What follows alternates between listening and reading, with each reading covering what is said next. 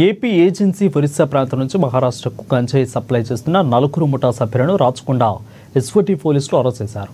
వీరి నుంచి 50 లక్షల విలువైన 166 కేజీల గంజాయిని 4 సెల్ ఫోన్లను ఒక కారును సీజ్ చేశారు. ఎల్బీ నగర్లోని రాచకొండ సిపి క్యాంప్ ఆఫీసులో సిపి సుధీర్బాబు వివరాలను వెల్లడించారు. ఇక ఏజెన్సీ నుండి భద్రాచలం, హైదరాబాద్ మీదుగా మహారాష్ట్రకు తరలిస్తున్నట్లు తెలిపారు. ఇక గ్యాంగ్లో మహారాష్ట్రకు చెందిన రైల్వే ఉద్యోగి సాకర్ ఖజానాను కూడా ఉన్నట్లు తెలిపారు. అయితే నిందితులంతా పాత నేరస్తులని గతంలో అరెస్ట్ అయినట్లు తెలిపారు. హాట్ పర్సూట్ ఇనిషియేట్ చేసిందో ప్రభుత్వం యొక్క ఫోకస్ ఏరియా ఆఫ్ కన్సర్న్ తో చాలా ఇంపార్టెంట్ బ్రేక్ త్రూస్ మనం చూస్తున్నాం.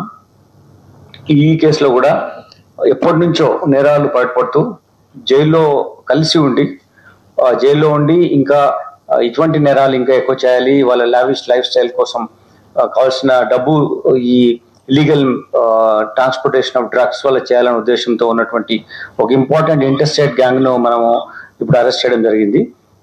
ఇందులో మనం 4 అక్యూజ్ ను పట్టుకున్నాం.